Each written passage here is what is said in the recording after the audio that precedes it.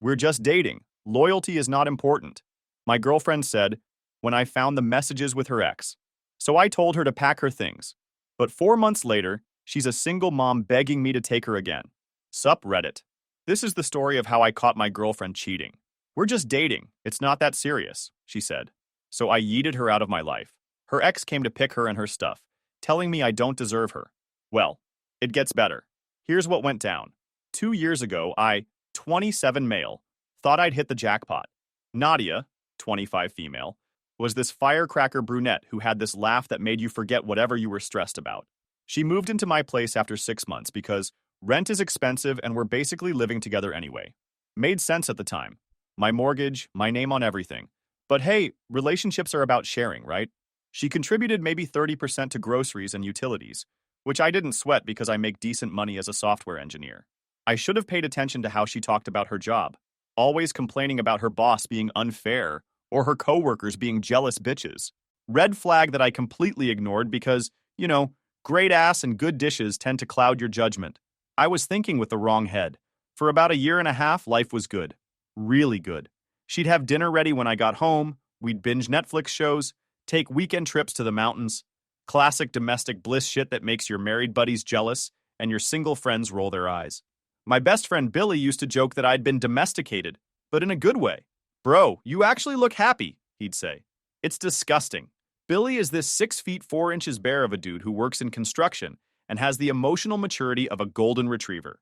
He's also the most loyal MF I know and has zero filter, which makes him perfect for situations that require brutal honesty. Around 3 months ago, things started shifting. Nothing dramatic, just little stuff that made me go, that's weird. Nadia started working late more often. Not every night, but enough that I'd come home to an empty house and leftover Chinese food she'd ordered for herself. When I'd ask about her day, she'd give me these vague answers like, oh, just the usual bullshit, instead of her normal play-by-play of office drama. She also became super protective of her phone. Used to leave it laying around wherever. Now it was either face down or she'd take it to the bathroom with her. Started getting notifications at weird hours too. Like 11 p.m. on a Tuesday, kind of weird. The weirdest part was how she'd get these little smiles while texting. I'd catch her in my peripheral vision, grinning at her phone like it was telling her she'd won the lottery. And the sex. Look, I'm not going to pretend that was the most important thing, but when someone goes from jumping your bones twice a week to acting like you've got the plague, you notice. Every time I'd initiate, she'd have some excuse. I'm tired. I feel bloated. Can we just cuddle tonight? The worst part was how she started talking to me. Little dismissive comments that felt like paper cuts. I'd suggest a restaurant and she'd go, ugh, that place is so basic.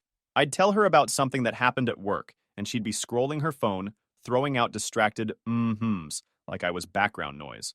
She started questioning everything I did too. My choice of clothes was too safe. My friends were immature. My hobbies were boring. Like she was systematically devaluing everything about me to justify whatever the heck she was planning. But like a dumbass, I figured it was just a rough patch. People get stressed, right?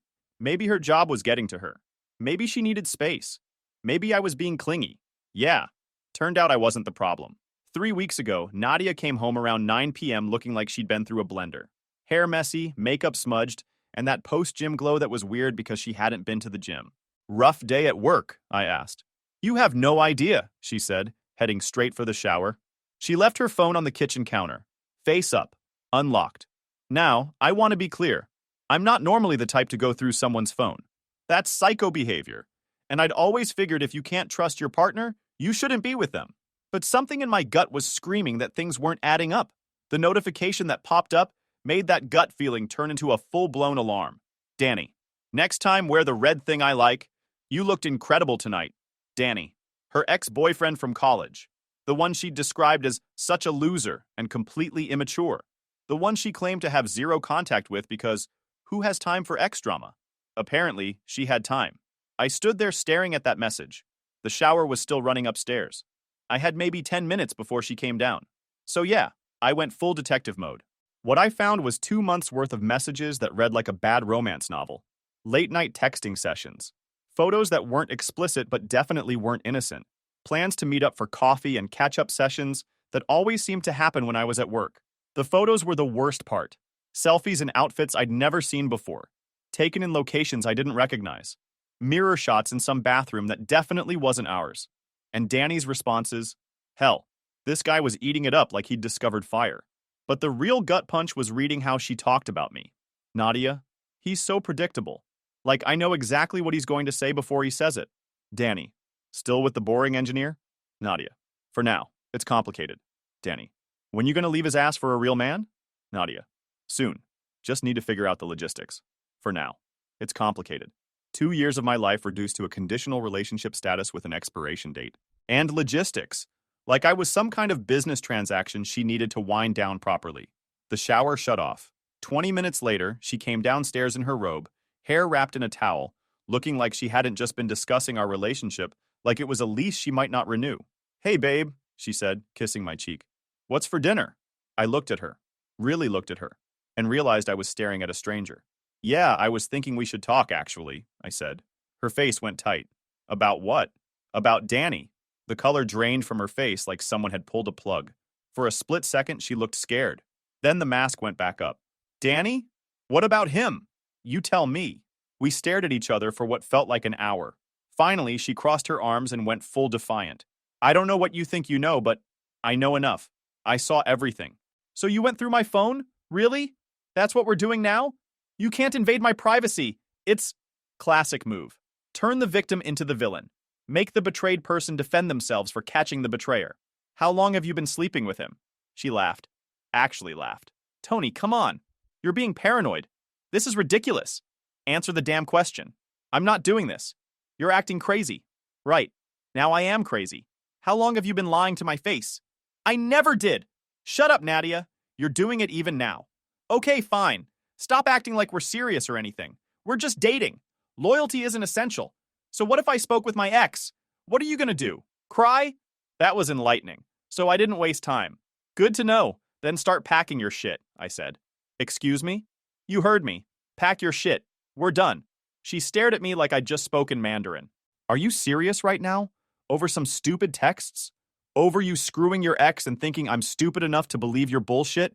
I never... Nadia, stop. Just stop. I was eerily calm, which apparently freaked her out more than if I'd been screaming. This is my place. I want you gone. Then she screamed, You can't just kick me out. This is my place too. Sure thing. The next morning, I called out of work and drove straight to my lawyer's office. I wanted this done right. My lawyer listened to my story without blinking. When I finished, she nodded like she'd heard this exact scenario 100 times before. Legally, she's a tenant, Patricia said. Even without a formal lease, she's been living there for over a year and contributing to expenses. You need to give her proper notice. How long? 30 days. Perfect. 30 days to watch her squirm while she figured out that I wasn't bluffing, wasn't backing down, and definitely wasn't falling for any manipulation she might try. What if she refuses to leave? I asked. She smiled. It wasn't a pleasant smile. Then we call the sheriff. Trust me, I've been doing this for 20 years. Cheating girlfriends who think they have housing rights are not my first rodeo. She explained the whole process with the enthusiasm of someone who genuinely enjoyed destroying entitled people's delusions. The beauty of this approach, Patricia continued, is that it's completely bulletproof. She can scream, cry, threaten, or try to negotiate all she wants. The law is the law, and the law says she's got 30 days. She drew up the eviction notice that afternoon. Official letterhead, legal language, the whole 9 yards. It was beautiful. Reading through it, I felt this deep satisfaction. The document made it crystal clear. This wasn't a negotiation. It wasn't a discussion. It was a legal order. I got home before Nadia and left the notice on the kitchen counter where she'd definitely see it. Then I called Billy, my best friend. Bro, please tell me you're not taking her back, he said, before I even explained why I was calling. Heck no. I'm evicting her ass. Dude, I could hear the grin in his voice. I'm proud of you. Billy came over that night with drinks and moral support. We were playing Xbox when Nadia got home around 8 p.m. She walked into the living room holding the eviction notice like it was contaminated. What the hell is this? She demanded. I paused the game. Your 30-day notice to vacate? Pretty self-explanatory. You can't be serious. Dead serious. She looked at Billy like he might back her up. Billy just waved. Hey, Nadia. Heard you're moving out. Need help packing? Her face went red. This is insane, Tony. You can't just kick me out over a misunderstanding. It's not a misunderstanding. You cheated. I caught you. Now you're leaving. Simple math. I never cheated. Billy snorted.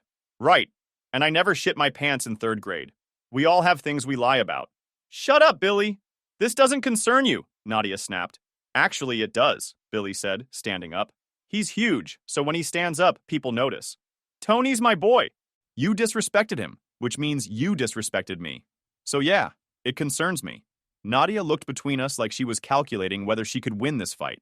Smart girl. She couldn't. Fine, she said. But I'm not leaving in 30 days. I'll fight this. Go ahead, I said. But you'll lose. And you'll look stupid doing it. She stormed upstairs and slammed the bedroom door. Billy and I went back to our game. Think she'll actually fight it? He asked. Nah, she's too smart for that. But she'll make the next 30 days hell just to be petty. I was half right. She didn't just make the next week hell. She brought reinforcements. Her friend Lana showed up on day 3 like some kind of toxic fairy godmother. Lana's one of those women who thinks being loud equals being right and treats every minor inconvenience like a personal attack on her civil liberties. This is so messed up, Lana announced the second she walked through my front door without knocking. You can't just throw Nadia out because you're having trust issues. I did. And she has 27 days left, I said from the couch. She's been living here for over a year. She has rights. She has 30 days. That's her rights. Lana planted herself in front of my TV like she was leading a protest. You're being abusive. This is emotional manipulation. Billy, who'd been eating cereal at my kitchen counter, started laughing. Abusive? He said between coughs. Lady, she was screwing her ex behind his back. If anything, Tony's being generous giving her a month instead of throwing her shit on the lawn. That's alleged, Nadia called from upstairs. Alleged my ass, Billy yelled back. The worst part about Lana was how she enabled Nadia's victim complex. Every conversation became this echo chamber of how unfair I was being and how traumatic this whole situation was for poor Nadia. Like being caught cheating was something that happened to her instead of something she chose to do. Men always do this, Lana would say, loud enough for me to hear from the kitchen. They can't handle when women have emotional needs they can't meet. Emotional needs. That's what we were calling cheating now. For the next few days, it was like living with hostile roommates. Nadia would leave dishes in the sink, blast music when I was trying to work, and have loud phone conversations about how unreasonable I was being. Lana came over every other day to provide moral support and remind me that I was making a huge mistake. But the most pathetic part was watching her try to manipulate me through domestic terrorism. She'd use all my nice towels and leave them wet on the bathroom floor. She'd eat the last of whatever leftovers I was saving for lunch. She'd move my shit around just enough to be annoying, but not enough to constitute actual property damage. The worst was when she tried to use sex as a weapon.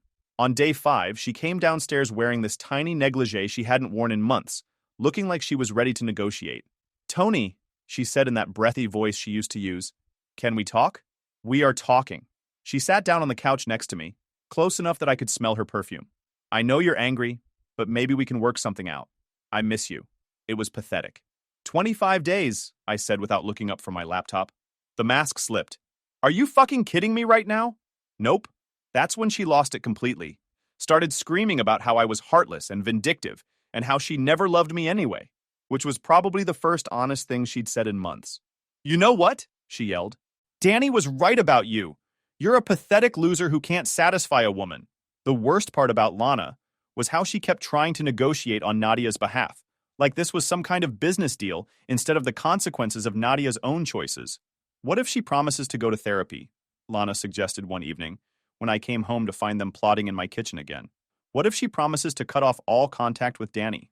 What if she pays you back for the utilities she owes?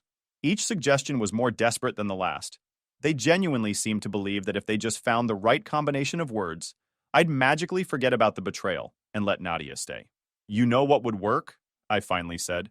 A time machine. Barring that, she's got 21 days left. I'd come home to find them sitting at my kitchen table, planning Nadia's defense like this was some kind of legal battle, instead of a cheating girlfriend getting kicked out of her side piece's house. You know what this is about, right? Lana said one night when I walked in on their strategy session. He's jealous because Nadia's too good for him. Yeah, Nadia agreed. He's always been insecure. I grabbed a drink from the fridge and leaned against the counter. You're right, I said. I am insecure. I'm insecure about whether you'll be out by day 30, or if I'll have to call the sheriff to remove you. But don't worry, I've got both options covered. That shut them up for about 30 seconds. You're such an asshole, Nadia said. Cool. 23 days left. By day 7, I could tell the reality was setting in.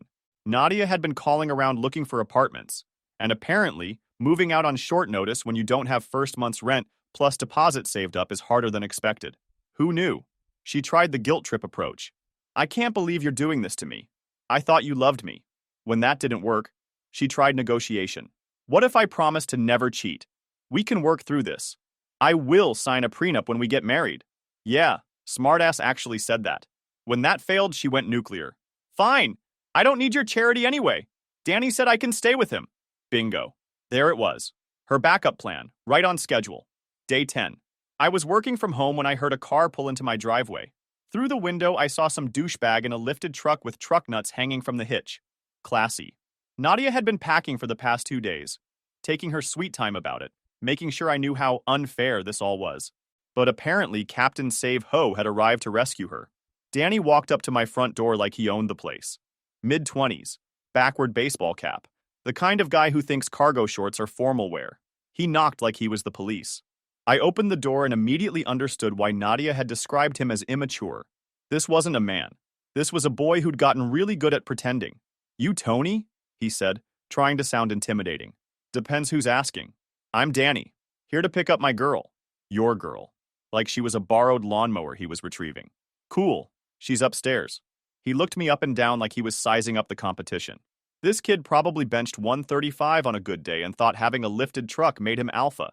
So you're the dude who's been taking care of my girl for 2 years. I almost laughed. Taking care of? Nah, man. I was paying her bills while you were paying for her Ubers to your place. His face went red. What's that supposed to mean? It means you can have her back now. Full time. Hope you're ready for that. The beautiful thing about guys like Danny is they're all bark. No bite. They talk a big game but fold the second someone calls their bluff. You could see him trying to figure out if I was worth the fight, and deciding I wasn't. Whatever, bro, he said, clearly flustered. Nadia's too good for you anyway. Then why was she with me for 2 years while texting you? I asked. Kind of seems like you were the backup plan, not me. That hit home. His whole tough guy act cracked for just a second, and I saw the insecurity underneath. This wasn't confidence. This was desperation. He'd been waiting 2 years for another shot at Nadia, and now that he had it, he was terrified of screwing it up. Nadia came down the stairs dragging a suitcase, with Lana right behind her carrying another bag. Ready to go, baby, Danny said, loud enough to make sure I heard the baby part. Yeah, Nadia said, not looking at me. Let's get out of here. They headed toward the door, but Danny couldn't resist one last attempt at alphaing me. Just so you know, he said, turning back, Nadia was never really yours. She was always thinking about me. I looked at him for a second, then smiled. If she was thinking about you while she was with me, what makes you think she won't be thinking about someone else while she's with you? The silence was beautiful. Nadia's mouth dropped open. Lana looked like she smelled dog shit. Danny's brain was clearly trying to process what I'd just said. Fuck you, dude, Danny finally managed. Nah, I'm good, but thanks for the offer. They started walking toward the truck, but I could hear them ramping up for some kind of dramatic exit speech. Nadia turned around, probably ready to deliver some movie-quality burn about how I'd regret this and blah blah blah. I closed the door. Just shut it. Right in the middle of whatever profound thing she was about to say. Through the window, I watched them standing there looking confused, probably still talking to my front door. Billy, who'd been watching the whole thing from my kitchen window, started slow clapping. Bro, he said. That was beautiful. Thanks. Drinks? Hell yes. We clinked bottles and toasted to the end of the Nadia era. You know what the best part was? Billy said. What you said to him. Dude's gonna be paranoid as hell now. Good. He should be. If she'll cheat with you, she'll cheat on you. Think they'll last? Give it 3 months. Maybe 4 if he's really good in bed. We were both wrong. The first week after Nadia left was like detoxing from a drug I didn't realize I was addicted to. I kept reaching for my phone to text her random shit, kept cooking for 2 people out of habit, kept expecting to hear her peeing at 2 a.m., but by week 2, something shifted. I was coming home to a quiet house that stayed exactly how I left it. No dishes mysteriously appear in the sink. No makeup scattered across my bathroom counter. No passive-aggressive notes about me leaving the toilet seat up. It was glorious. The silence was incredible. Not the tense silence of someone giving you the cold shoulder, but actual peaceful quiet. I could watch whatever I wanted on TV without negotiating. I could eat cereal for dinner without judgment. I could leave my socks on the floor for a day without World War III breaking out. I changed the locks on day 12. repainted the bedroom from her ridiculous accent wall purple back to normal human beige, bought new sheets because the old ones smelled like her perfume and betrayal. Billy came over to help me move the furniture back where I wanted it, instead of where it looked better for the room's energy or whatever feng shui bullshit Nadia had been obsessed with. Dude, your place actually looks like you live here again, he said, cracking open a soda. No more weird throw pillows shaped like cats. Those were decorative, I said. They were a crime against masculinity. The best part was rediscovering my own routine. I'd forgotten how much I enjoyed my morning coffee ritual when I wasn't rushing to accommodate someone else's schedule. How satisfying it was to meal prep for the week without having to factor in someone else's random cravings. How peaceful it was to read a book without commentary about how boring my hobbies were. By month 2, I was hitting the gym regularly again. Not the couples yoga classes Nadia had dragged me to, where I spent an hour pretending to find inner peace while surrounded by soccer moms in Lululemon. Real workouts, heavy weights, the kind that left me sore and satisfied instead of just confused about why I'd paid $30 to stretch. My bench press went up 20 pounds in 6 weeks. Turns out when you're not stressed about relationship drama, you can actually focus on your goals. The gossip started trickling in around week 6. Mutual friends who'd been walking on eggshells about the breakup suddenly felt comfortable sharing what they'd been hearing through the grapevine. Jessica from our friend group was the first to spill. We ran into each other at the grocery store, and after the usual small talk, she dropped the bomb. So, heard about Nadia and Danny. What about them? He kicked her ass out after 3 weeks. Apparently, she told him she was pregnant and he straight up ghosted her. Changed his number and everything. I focused on selecting the right avocados, keeping my face neutral. Rough. Gets better. She tried to crash at different friends' places, but you know how Nadia is. Overstayed her welcome real quick. Last I heard, she was back living with her mom. The mental image of Nadia explaining to her mother why she was 25 and moving back into her childhood bedroom was both pathetic and oddly satisfying. Then came the details from Billy, who'd been conducting his own intelligence operation because the man loves drama more than a teenage girl. Bro, you're not gonna believe this, he said one night when we were grabbing wings. Remember Lana, Nadia's psycho friend who kept defending her? Unfortunately. Well, apparently Nadia tried to stay with her after Danny booted her. Lasted exactly 4 days before Lana kicked her out too. Something about Nadia eating all her food and never cleaning up after herself. Shocking. But wait, there's more. Nadia's been sliding into random dudes' DMs on Instagram, trying to find someone to take care of her and the baby. Like, straight up messaging guys from high school asking if they want to reconnect. The mental image of Nadia desperately scrolling through her contacts looking for her next meal ticket was both pathetic and oddly satisfying. Not because I wanted her to suffer, but because karma has a way of collecting debts. Think the baby's even real? I asked. 50-50. Either she's pregnant and using it to try to trap someone, or she's lying about being pregnant and using it to try to trap someone. Either way, she's screwed. 3 months after Nadia left, I met Caddy at a coffee shop downtown. She was sitting in the corner booth, laptop open, looking like she was either coding something complex or planning the perfect murder.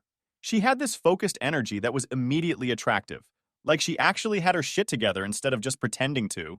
When I asked if I could share her table, the place was packed. She looked up with these incredible green eyes and said, "Sure, but fair warning. I'm debugging code and my internal monologue is mostly profanity right now." Software engineer. Should have known. We ended up talking for 3 hours. She was sharp, funny, and had this refreshing habit of saying exactly what she meant instead of making me decode hidden messages. When I mentioned being recently out of a long relationship, she didn't pry or fish for details. "Good," she said. "Fresh starts are underrated." That was it. No 20 questions about my ex, no need to know why it ended, no weird comparison games. Just acceptance and moving forward. The contrast was incredible. With Nadia, every conversation felt like navigating a minefield of potential triggers and hidden meanings. With Caddy, talking was effortless. She'd say something funny, I'd laugh genuinely. She'd ask about my work and actually listen to the answer instead of waiting for her turn to talk. We started hanging out regularly. Coffee dates turned into dinner dates, turned into weekend hiking trips, where she'd outpace me on the trails while making jokes about my city boy cardio. She had her own apartment, her own car, her own life. The best part? Caddy actually liked the things I liked. She'd suggest sci-fi movies I'd been wanting to see, knew more about craft beer than I did, and could hold her own in debates about whether Star Wars or Star Trek was superior. She was wrong about Star Trek, but I could work with it.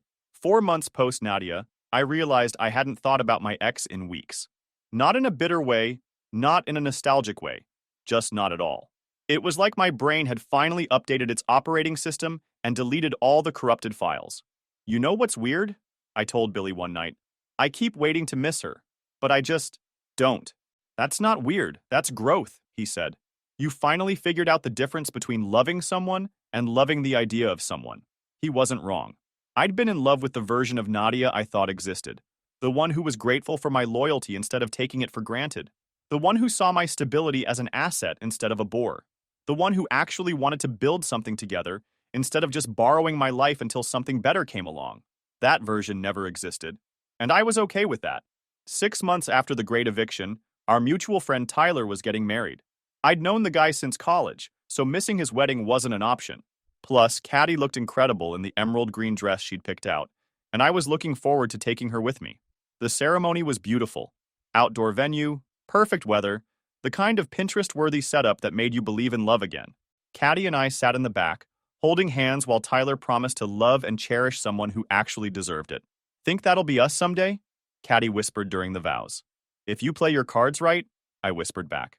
She squeezed my hand and smiled, and for a moment I forgot that weddings were basically romantic minefields for people with relationship baggage. The reception was in full swing when I spotted her. Nadia was sitting at a corner table, wearing a black dress that was clearly meant to hide her very obvious pregnancy. She looked tired, older somehow, like the past 6 months had aged her in dog years. Her hair was shorter, her face thinner, and she kept fidgeting with her purse like she was nervous about something. The pregnancy was definitely real. She was showing enough that there was no hiding it, which explained the loose black dress and the way she kept shifting in her chair like she couldn't get comfortable. Is that her? Caddy asked, following my gaze. I pointed her out to Caddy, who took one look and said, "Oh, that's her? Huh. I expected more. More what? I don't know. More something. She just looks sad." Sad was the right word. Nadia looked like someone who'd made a series of catastrophically bad decisions and was just now realizing the consequences. The confident, manipulative woman who'd cheated on me and demanded to stay in my house was gone. In her place was someone who looked defeated. Nadia spotted me during the best man speech. Our eyes met across the reception hall, and I watched her face cycle through surprise, hope, and something that looked like determination. Not good signs. I managed to avoid her for most of the night, kept Caddy on the dance floor, stayed close to the bar where Billy was holding court with Tyler's groomsmen, basically treated Nadia like a landmine I needed to navigate around. But during the cake cutting, when Caddy went to the bathroom and I stepped outside for some air, Nadia made her move. Tony. I turned around to find her standing by the garden entrance, looking like she'd been gathering courage for the past hour. Nadia. Didn't expect to see you here. Tyler invited me. We've stayed in touch. She moved closer, and I could see the desperation in her eyes. You look good. Really good. Thanks. I've been thinking about you. About us. I know I messed up, but Nadia, don't. There's no us. Please just let me say this. Her voice cracked. I made the biggest mistake of my life. Danny was nothing. Just some stupid fantasy that I thought I wanted. And now I am. I'm pregnant and it's not Danny's. I know it sounds weird, but you were real. You were good to me, and I know I threw everything away, but we can start over with the baby. I looked at her standing there, now pregnant, and begging for another chance from the guy she'd cheated on. 6 months ago, this conversation would have destroyed me. Now it just felt like watching a movie I'd already seen. I'm sorry things didn't work out for you, I said. They could work out. For both of us. I know it's complicated, but we could make it work. You always said you wanted kids someday. Nadia. Are you serious, Areni? Yes, I am. We loved each other once. We could love each other again. The delusion was breathtaking. She genuinely seemed to believe that pregnancy had wiped the slate clean, that her desperation had somehow erased 2 months of betrayal and lies. That's when Caddy appeared beside me, slipping her arm through mine like she belonged there, which she did. Hey, babe, she said, giving me a quick kiss on the cheek. Everything okay? Nadia's face went white, then red, then some color that doesn't exist in nature. She looked Caddy up and down, the perfect hair, the designer dress, the easy confidence of someone who'd never had to beg for anything in her life. You must be Nadia, Caddy said pleasantly. I've heard so much about you. Who the hell are you? Nadia's voice went shrill. I'm Caddy, Tony's girlfriend. Girlfriend? Nadia looked between us like we'd just told her the earth was flat. How long? 4 months, I said. 4 months? You moved on in 4 freaking months? I moved on the day I caught you cheating. Nadia's composure completely shattered. This is unbelievable. Unfucking believable. I'm carrying a baby, my life is falling apart, and you're playing house with some... Careful, Caddy said, her voice still pleasant but with an edge that could cut glass. You don't even know him, Nadia continued, her voice getting louder. You don't know what he's really like? He's boring and predictable and... Yeah, Caddy interrupted. Boring and predictable. Sounds terrible. I love him that way. The contrast was brutal. Nadia, desperate and disheveled, begging for scraps from a relationship she'd destroyed. Caddy, calm and confident, defending what she'd built. It was like watching someone's past and future stand side by side. Other guests were starting to notice the commotion. Tyler's new wife looked over with concern, probably wondering if she needed to call security. That's when Billy appeared out of nowhere, carrying 2 champagne glasses and wearing his most innocent expression. Nadia, holy shit, is that you? He moved toward her with his arms open like he was going for a hug. Look at you, glowing. Nadia stepped back instinctively. Billy, dude, pregnancy suits you. You look... He paused, tilting his head thoughtfully. Exactly like someone who got exactly what they deserved. Then, in what appeared to be a clumsy accident, but was definitely intentional, Billy tripped slightly and spilled champagne all down the front of Nadia's dress. Oh shit! My bad, he said loudly. Here, let me help you clean that up. He started dabbing at her dress with a napkin, making the stain worse while apologizing profusely. Nadia was forced to accept his help, while standing there soaked in champagne, mascara running, dignity completely evaporated. It's fine, Nadia said through gritted teeth, trying to salvage some dignity. No, I insist, Billy continued, making the stain worse with every dab. Tony, have you got any club soda? This is a disaster. Caddy took my arm. Tony, want to get some air? We walked away while Billy continued his Oscar-worthy performance of trying to help Nadia clean champagne out of a black dress. Behind us, I could hear Nadia's voice getting higher and more desperate, but the words got lost in the music and laughter of people actually enjoying themselves. Your friend is diabolical, Caddy said once we were out of earshot. Billy is a treasure. We spent the rest of the night dancing, laughing with friends, and celebrating Tyler's happiness. Nadia left early, presumably to go home, and change out of her champagne-soaked dress and shattered expectations. I never saw her again after that night. And honestly, that was exactly how I wanted it.